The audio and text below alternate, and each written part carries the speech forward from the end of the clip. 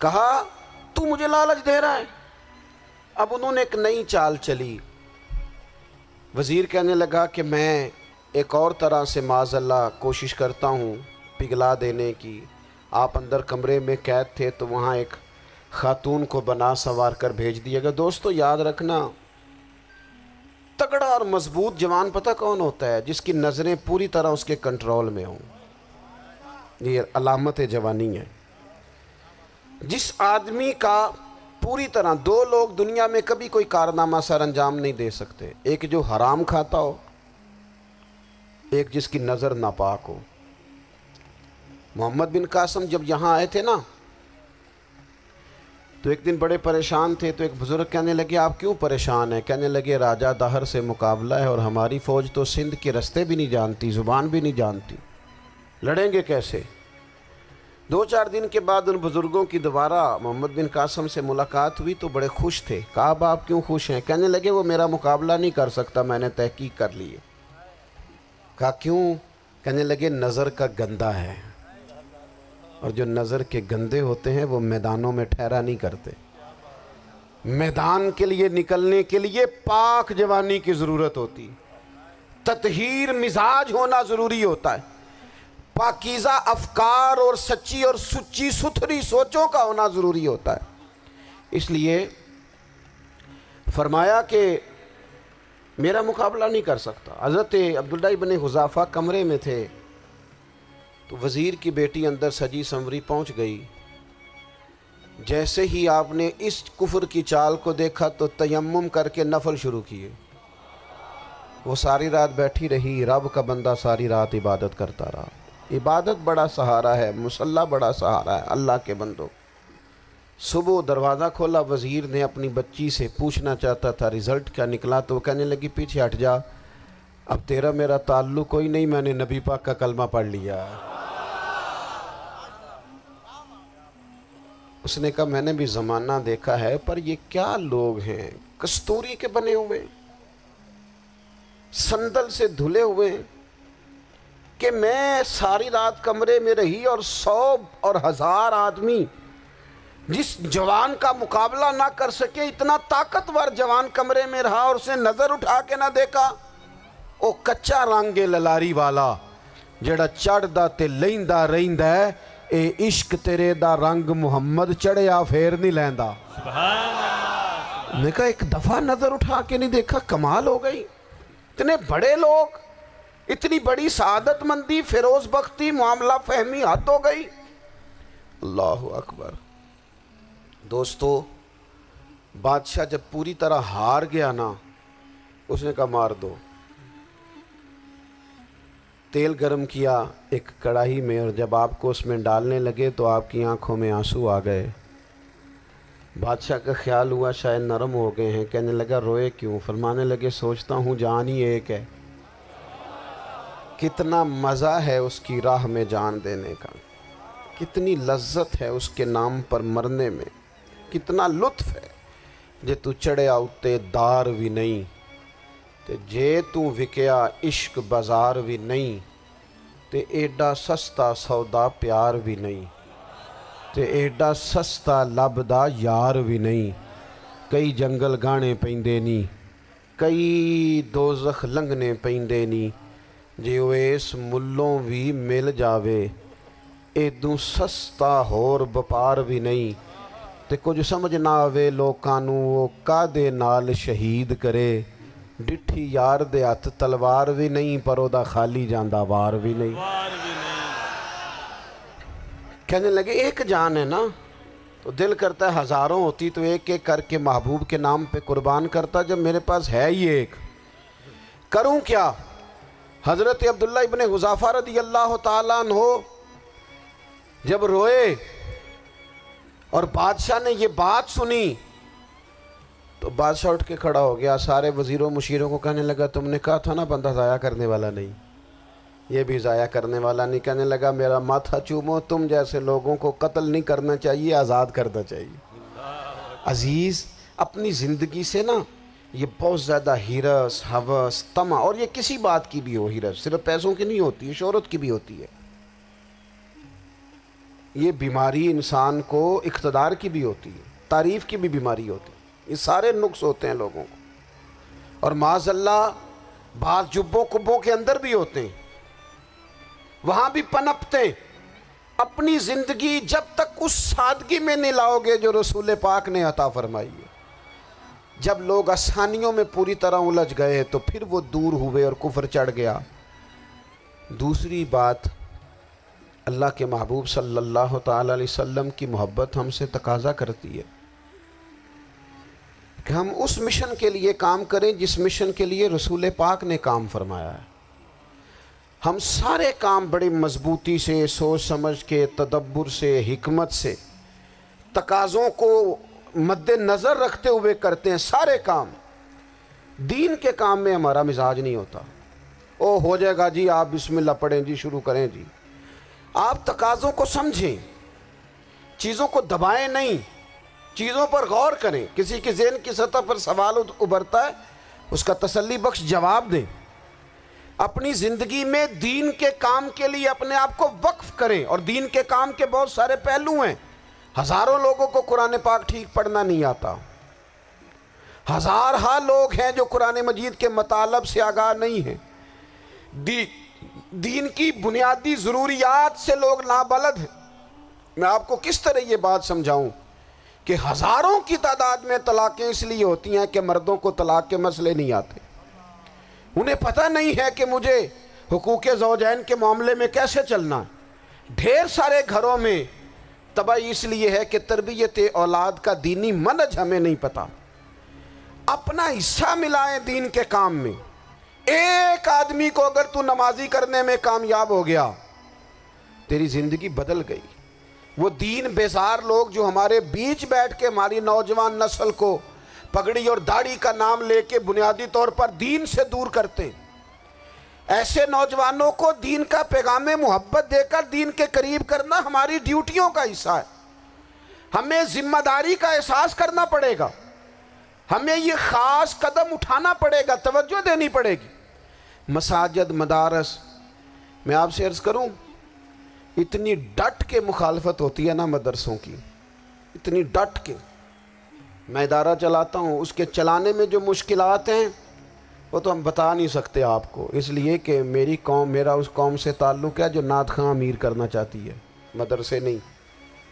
ہاں، نقیب خطیب پیدا کرنا چاہتی ہے، شعر و شاعری کی زندگی کو پروان چڑھانا چاہتی ہے۔ فقط ہمارا ان لوگوں سے تعلق ہے جو لاکھوں کروڑوں روپیہ محافل پہ لگائیں گے، اور قاری صاحب بیچارے اگر مسجد کا کوئی ہونے والا کام کسی وقت بتا دیں گے تو وہ بڑی مشکل آ جائے گی ان کے لیے۔ یہ کیسے ہو سکتا ہے، آپ نے یہ ڈیوٹی بتا دی۔ مدارس، اور جتنا اہم رول دین کو پھیلانے میں مدارس اسلامیہ کا ہے، اتنی زبردست، لوگوں کا خیال ہوتا ہے میری طرح کے لوگ شاید کام کرتے ہیں، ڈیوٹی کرتے ہیں۔ یہ 10-15 لوگ آپ کو نظر آتے ہیں جو آپ کو کہیں میڈیا پر یا ادھر ادھر ڈیوٹی کرتے، مخلص لوگ اپنی جگہ پہ، وہ بھی بڑا ہی کام کر رہے ہیں، جو میڈیا پہ آ کے بھی اخلاص سے اور درد دل سے کو دین کی، ان کی بھی کسی بات کی حوصلہ شکنی نہیں۔ لیکن ہزارہا اساتذہ جو مدارس میں بیٹھ کے پڑھاتے ہیں، جنہوں نے وہ سارے لوگ تیار، آپ سمجھ نہیں سکتے کتنا بڑا کام۔ حفظ کا استاد جو ہوتا ہے نا، اس کی ڈیوٹی 24 گھنٹے ہوتی ہے، فجر سے پہلے، اور اس نے بچوں کو اٹھانا ہے۔ تنخواہ تو ہم انہیں دینا نہیں نہ چاہتے جی، تنخواہ نہیں دی انہوں نے، ہمیں مولوی امیر نہ ہو جانا۔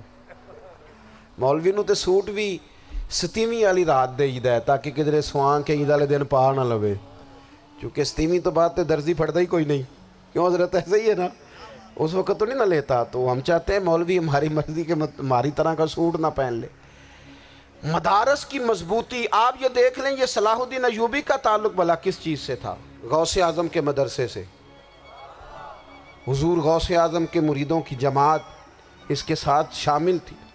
کون لوگ تھے جنہوں نے مدارس سے فیض پایا؟ رازی اور غزالی، حضور غوث اعظم، خواجہ اجمیر، یہ سب لوگ مدارس کے لوگ ہیں۔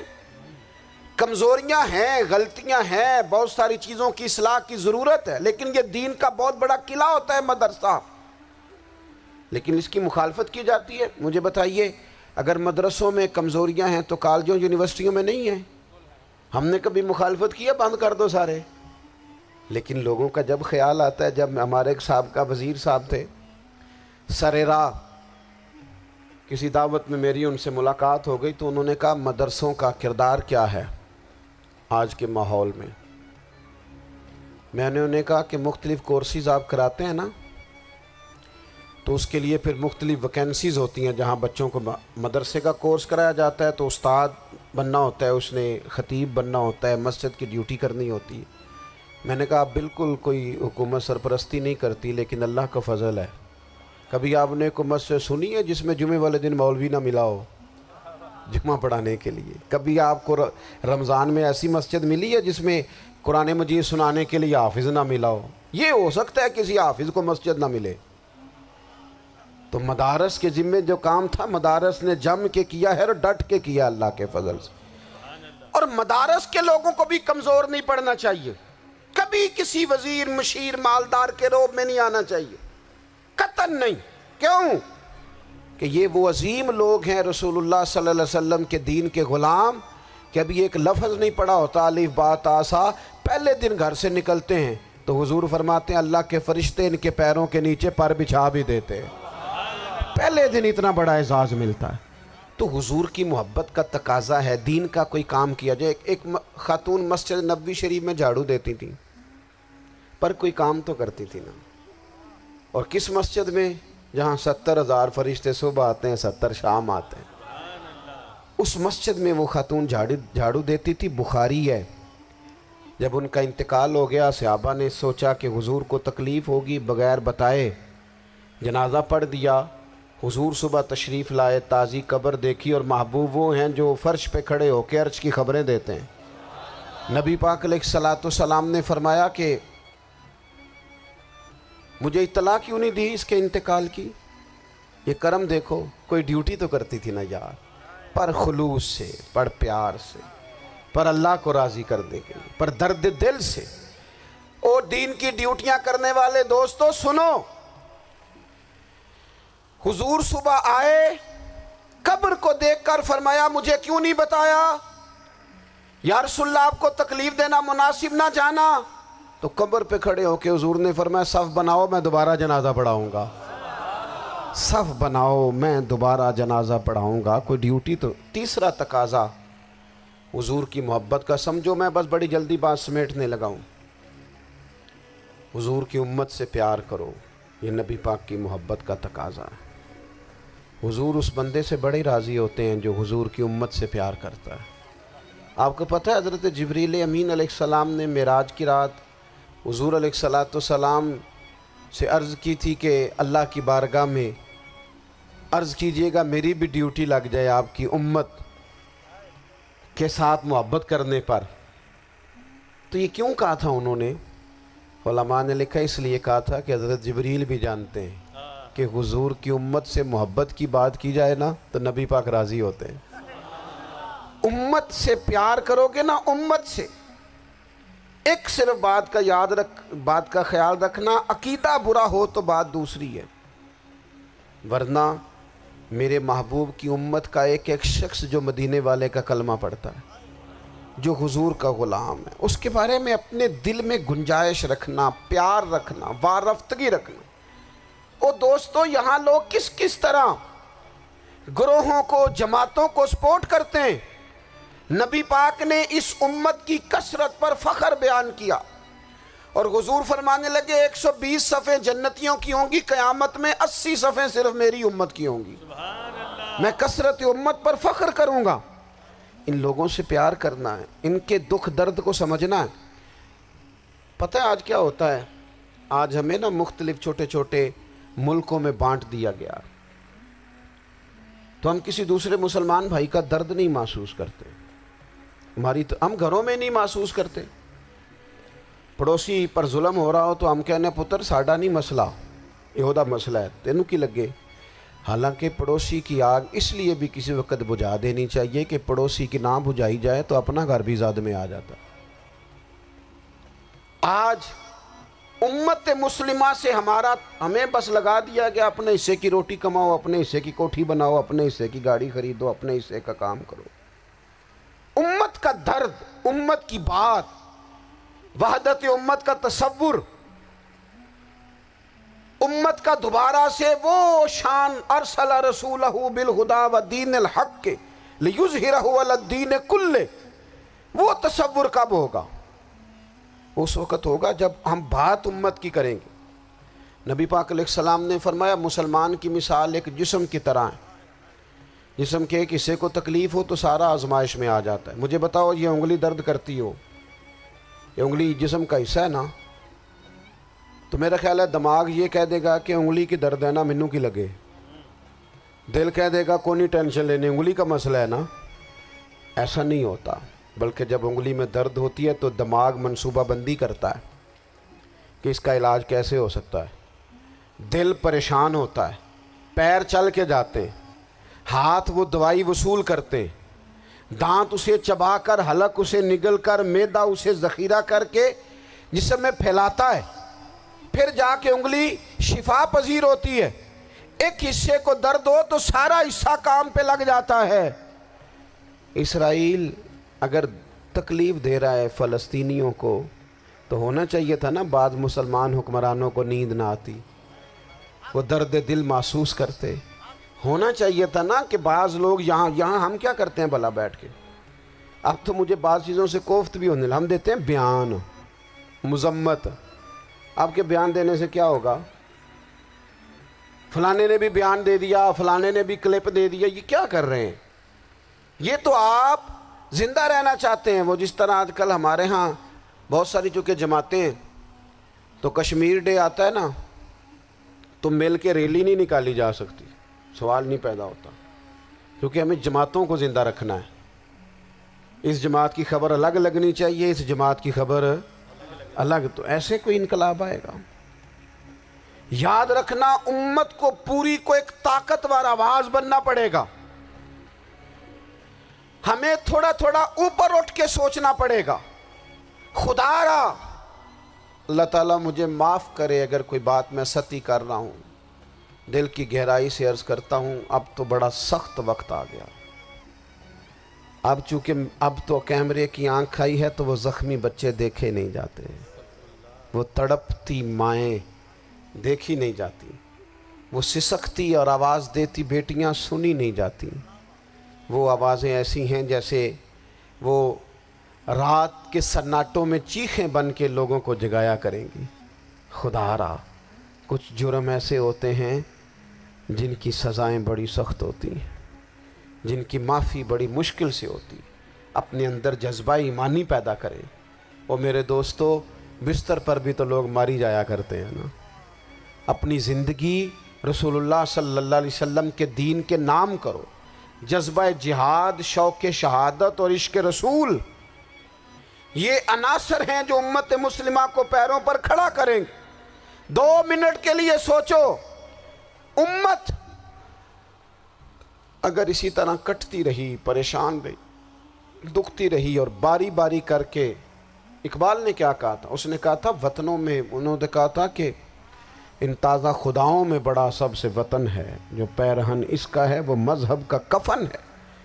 تو اقبال ہم کیا کریں؟ کہنے لگے بازو تیرا توحید کی قوت سے قوی ہے، اسلام تیرا دیس ہے، کیونکہ تو مصطفی ہے، تو بحیثیت مسلمان سوچنا شروع کر، بحیثیت مسلمان، اور یوں تو سید بھی ہو، مرزا بھی ہو، افغان بھی ہو، تم سبھی کچھ ہو، بتاؤ کہ مسلمان بھی ہو، تمہارے اندر کہیں سے کوئی مومن بھی بولتا ہے کہ نہیں؟ علاقائی تعصبات اور ملکی سرحدوں میں قید ہو جانے والوں، تم ایک نبی کی امت ہو۔ کیوں نہیں سمجھتے کہ جب کشمیر کی بیٹی روتی ہے تو مدینے والے محبوب پاک علیہ السلام کی امت کی بیٹی روتی ہے، جب فلسطین کی بیٹی روتی ہے تو امت کی بیٹیاں روتی ہیں۔ خدا را کچھ درد دل اپنی طبیعت میں پیدا کریں۔ میں حکمرانوں کی بات نہیں کرتا، میں تو عام لوگوں سے ایسے تبصرے سنتا ہوں جو نہیں کرنے چاہیے۔ وہ نہیں جی نہیں، دوسرا رخ بھی دیکھو، عام آدمی اٹھ کے، عام لوگ بھی یہ خطرناک سوچیں اور ان سے خوفناک نتائج برآمد ہوں گے۔ تو 3 باتیں میں نے آپ کی خدمت میں عرض کی ہیں۔ ایک تو کوشش کریں اپنی زندگی کے اندر کہ زندگی کو سادہ کریں، پیسہ ضرور کمائیں لیکن پیسے سے پیار نہ کرو، پیار تو مدینے والے رسول سے کرنا۔ دولتیں، ہرس، ہوس، طمع، ان سے باہر آؤ۔ اور دوسری گزارش آپ کی خدمت میں یہ عرض کی ہے، کچھ نہ کچھ دین کا کام، اور اس میں بھی شہرتوں سے بچتے ہوئے، تصویروں سے بچتے ہوئے۔ میں ہر محفل میں شاید کہتا ہوں میری فوٹو آ رہی ہے اور لائیو آ رہا ہے اور فلاں ہو رہا ہے، لیکن اس محفل کا خوبصورت انسان وہ ہے جو سب سے پیچھے بیٹھا ہے، وہ کسی فوٹو کے لیے نہیں آیا۔ اور میں ڈھیر سارے لوگ دیکھ رہا ہوں، یہ جو آگے بیٹھ جاتے ہیں بعض اوقات 5 7 10 لوگ، یہ بڑی تصویر سازی کرتے ہیں، لیکن جو پیچھے بیٹھے ہوتے ہیں ان کی کوئی فوٹو نہیں آتی۔ اور میں نے بہت سارے لوگوں کو دیکھا ہے کبھی موبائل کو ہاتھ بھی نہیں لگاتے، لیکن جن کے لیے آئے ہیں انہیں تو پتہ ہے نا کون کون آیا ہے۔ اور کچھ دین کے لیے کریں۔ اور تیسری گزارش آپ کی خدمت میں یہ ہے کہ امت بن کر بھی ضرور سوچیں اور امت کے دکھوں کا مداوع بھی کریں، اور امت مسلمہ کا درد بھی اپنے سینے میں ضرور محسوس کریں۔ اللہ تعالی ہماری اس بزم کو جی ایک بات اور سن لیں جی، نبی پاک علیہ الصلوۃ والسلام نے ارشاد فرمایا، لائیں جی، حضور سید عالم علیہ الصلوۃ والسلام نے ارشاد فرمایا کہ جب تک بندہ اللہ کے بندوں کی مدد میں رہتا ہے نا، اللہ بھی اس کی مدد کرتا رہتا ہے۔ یعنی اگر آپ امت کے لیے سوچتے ہیں، کوئی امت کے لیے فکر پیدا کرتے ہیں، کچھ امت کی سوچیں لاتے ہیں، تو اللہ بھی مدد فرمائے گا۔ اور یہ بات اچھی طرح یاد رکھیں، جب بھی بندہ کوئی ایسا کام کرتا ہے نا جو خالص اللہ کی رضا کے لیے ہو، تو رب کی مدد ضرور آتی ہے۔ وَلَقَدْ نَصَرَكُمُ اللَّهُ بِبَدْرٍ وَأَنْتُمْ أَذِلَّةٌ۔ تو یہ کام کریں گے تو اللہ کی مدد بھی آئے گی۔ اللہ توفیق عطا فرمائے۔ وَمَا عَلَيْنَا إِلَّا الْبَلَاغُ۔